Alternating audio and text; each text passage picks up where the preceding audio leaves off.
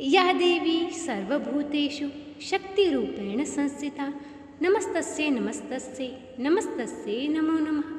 वैदिक पंचांग के अनुसार शारदीय नवरात्रि की शुरुआत 21 सितंबर यानी आज से हो रही है।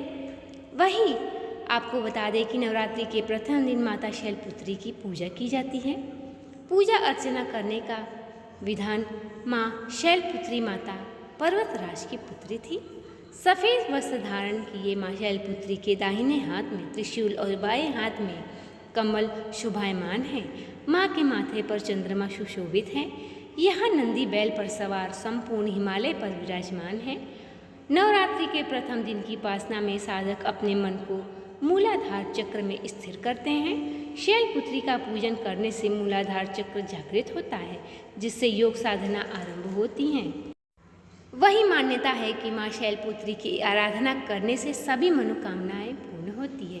साथ ही अगर आप माँ शैलपुत्री की पूजा करते हैं, व्रत कथा सुनते हैं, तो माता शैलपुत्री की कृपा आप पर सदैव बनी रहती है। शैलपुत्री माता की पूजा नवरात्रि के पहले दिन की जाती है। माँ दुर्गा के शैलपुत्री रूप को गाय के घी और दूध से बनी चीज़ों का भोग लगाने का विधान है। आप माता को गाय के दूध से बनी बर्फी का भी भोग लगा सकते हैं। अब आइए सुनते हैं माता शैलपुत्री की पौराणिक कथा। एक समय की बात है, दक्ष प्रजापति की सभी पुत्रियां गुणवती थीं। फिर भी दक्ष मन में असंतोष था, क्योंकि वे चाहते थे उनके घर में एक ऐसी पुत्री जन्म ले जो सर्व शक्ति संपन्न हो एवं सार्व विजयी हो। अतः दक्ष एक ऐसे ही पुत्री के लिए तप करने लगे। तप करते करते अधिक दिन बीत गए तो भगवती माता प्रकट होकर ने कहा कि मैं तुम्हारे तप से प्रसन्न हूँ। तुम किस कारण तप कर रहे हो? दक्ष ने तप करने का कारण बताया। माँ बोली, मैं स्वयं पुत्री रूप में तुम्हारे यहाँ जन्म धारण करूँगी। मेरा नाम होगा सती। सती के रूप में जन्म लेकर अपनी लीलाओं का माता विस्तार करने लगी। फलतः भगवती सती रूप में दक्षिणा जन्म तो ले लिया और सभी पुत्रियों में सबसे अलौकिक थी।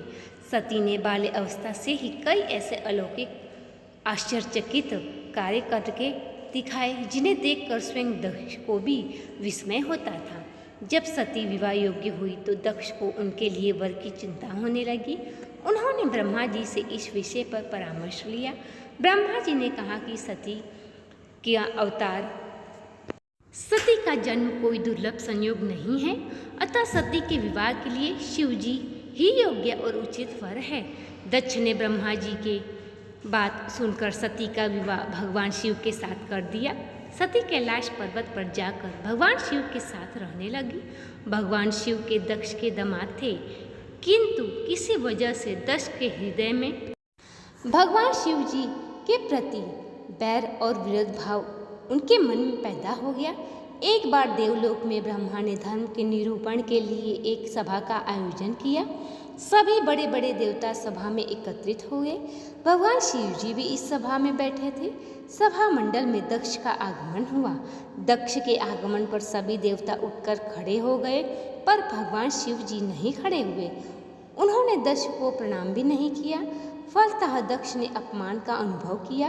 केवल यही नहीं, उनके हृदय में भगवान शिव जी के प्रति ईर्ष्या की आग जल उठी। वे उनसे बदला लेने के लिए अवसर की प्रतीक्षा करने लगे। एक बार सती और शिव कैलाश पर्वत पर बैठे हुए परस्पर वार्तालाप कर रहे थे। उसी समय आकाश मार्ग से कई विमान कनखल की ओर जाते हुए दिखाई पड़े। सती ने उन विमानों को दिखाकर भगवान शिव जी से पूछा कि हे प्रभु, ये सभी विमान किसके हैं और कहाँ जा रहे हैं? भगवान शंकर जी ने उत्तर दिया कि यह आपके पिता के बड़े यज्ञ का आयोजन किया है। समस्त देवी और देवताएं इन विमान में बैठकर उसे यज्ञ में सम्मिलित होने के लिए जा रहे हैं। फिर सती ने दूसरा प्रश्न किया कि क्या मेरे पिता ने आपको यज्ञ में सम्मिलित होने के लिए नहीं बुलाया? भगवान शंकर ने उत्तर दिया, आपके पिता मुझसे बैर रखते हैं, फिर वे मुझे क्यों बुलाएंगे? सती मन ही मन सोचने लगी। फिर बोली, यज्ञ के इस अवसर पर अवश्य मेरी सभी बहनें आएंगी। उनसे मिले हुए बहुत दिन हो गए हैं। यदि आपकी अनुमति हो तो मैं भी अपने पिता के घर जाना चाहूँगी।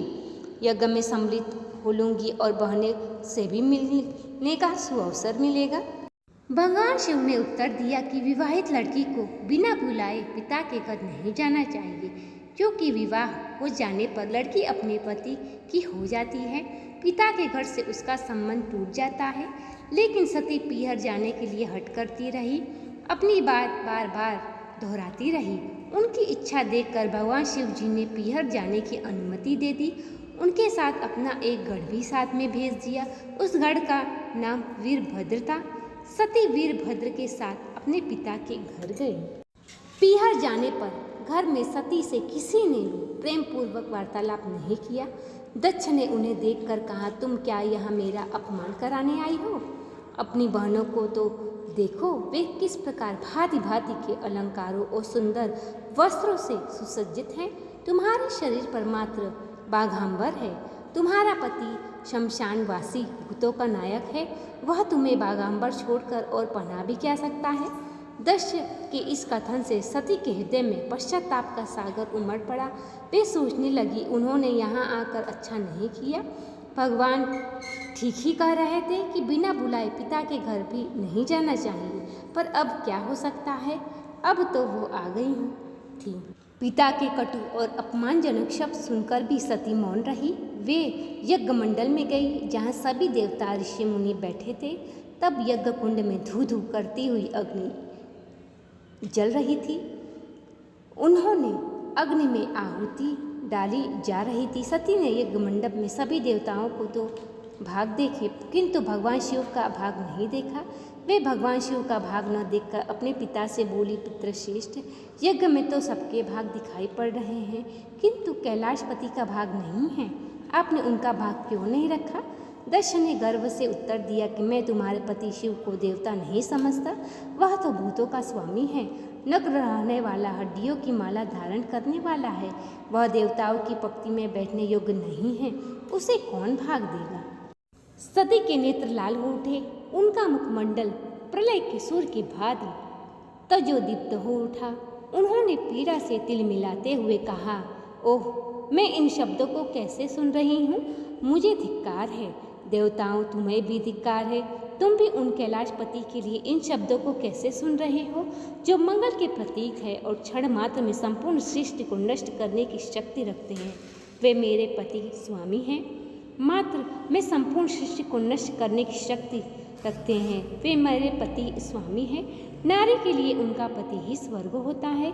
जो नारी अपने पति के लिए अपमानजनक शब्दों को सुनती है, उसे नरक जाना पड़ता है। पृथ्वी सुनो, आकाश सुनो, देवताओं तुम भी सुनो। मेरे पिता ने मेरे स्वामी का अपमान किया है। मैं अब एक क्षण भी जीवित रहना नहीं चाहती। सती आगे अपने कथन को समाप्त करती हुई यज्ञ कुंड में कूद पड़ी। जलती हुई आहुति के साथ उनका शरीर भी जलने लगा। यज्ञ मंडप में खलबली पैदा हो गई, हाहाकार मच गया। देवता उठकर खड़े हो गए। वीरभद्र क्रोध से कांप उठे। वे उछल उछल कर यज्ञ का विध्वंस करने लगे। यज्ञ मंडप में भगदड़ मच गई। देवता ऋषि मुनि भाग खड़े हुए। वीरभद्र ने देखते ही देखते दक्ष का मस्तक काट कर फेंक दिया।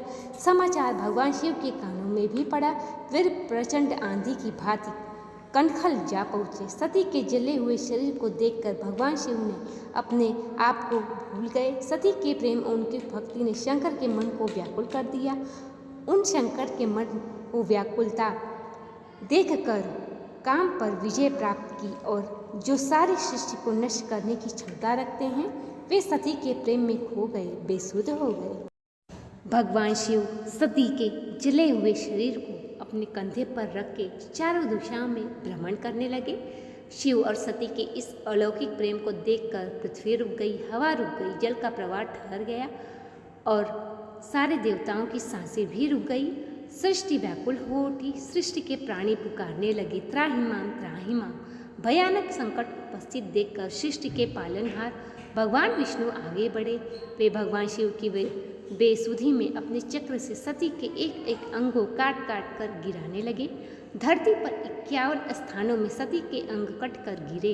जब सती के सारे अंग कट कर गिर गए तो भगवान शिव पुनः अपने आप में आ गए।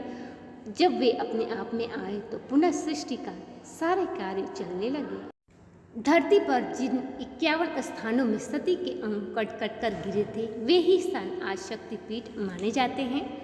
आज भी उन स्थानों में सती का पूजन होता है, उपासना होती है। धन्य था शिव और सती का प्रेम। शिव और सती के प्रेम ने उन्हें अमर और वंदनीय बना दिया। तो ये थी आज की माता शैलपुत्री के सती जन्म की कथा। वीडियो पसंद आया हो तो चैनल को सब्सक्राइब, वीडियो को लाइक और शेयर करें। कमेंट बॉक्स में माता का जयकारा लगाएं। इस चैनल पे आपको हर दिन नवरात्रि की कथाएं मिलती रहेंगी। मिलते हैं अगले वीडियो में अगली कथा के साथ। तब तक के लिए नमस्कार।